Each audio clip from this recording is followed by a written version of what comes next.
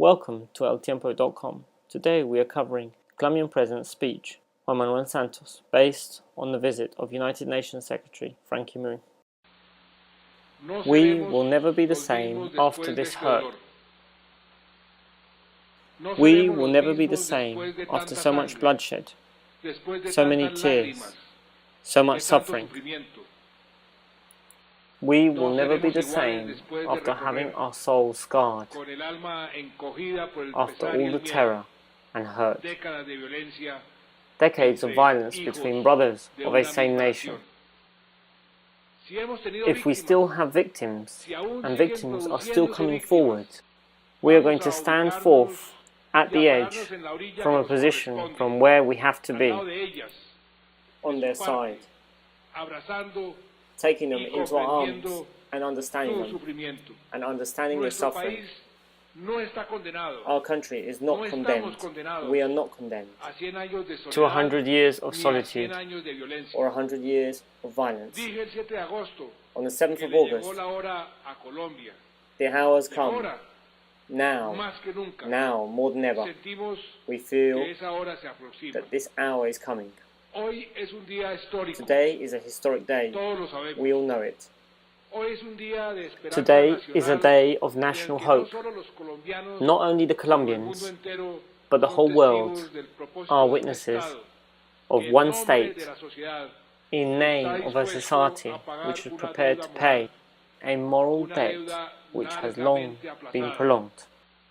A debt with the victims of a violence which has to finish, and we are going to finish it. Now is the opportunity so that we can all join to this major project of transitional justice, focused on economical repair and moral repair of the victims. Thank you. Thank you, particularly to the organizations that represent victims, not only for their help with this law, but also for their effort, their continuous effort, their honorable efforts, to help represent the voices of so many Colombians, and if it wasn't for you, would have just dissipated into silence. This project, in its conception in the law of land and reassignment to victims, was formed and constructed in the famous table of the special unit with the help of the U Party, the Liberal Party, the Conservative Party, and Radical Change Party. This is one of the special unit's best products. And for the victims, this doesn't have a political color. This was produced as it should be, with the purpose, with the Colombian people into account. Today, I want to offer my honor to this Congress, who has been valiant and have social responsibility, who have been capable of approving a law of this stature. If we manage to pass this law and comply with it, if only we just do this, it would have been worth it.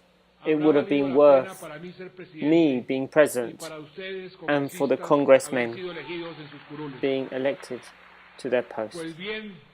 Again, honorable congressmen, we're joined here today to say in front of the country and the highest level of international community witnesses that it was worth it.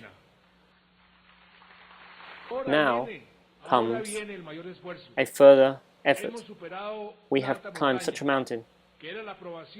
We have produced this historical law, and now we've got to the point that we have a huge horizon, but we still have a few hills to pass, so no one can be tricked. The acknowledgement of this conflict which we suffer over more than half a decade cannot be supposed. And that is also acknowledged by the same law which recognizes the illegal groups who we will continue to fight as narco-terrorists while they keep on attacking against the peace and security of the Colombians. We did not get to this point just to sit here, and less so to go back.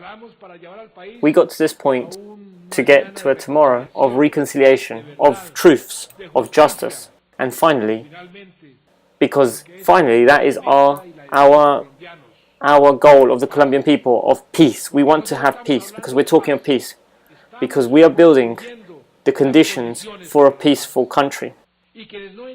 And for those who don't understand, and I especially refer to the illegal groups, those who don't understand to read the timing which the country is taking, and moral repair of the victims. Thank you.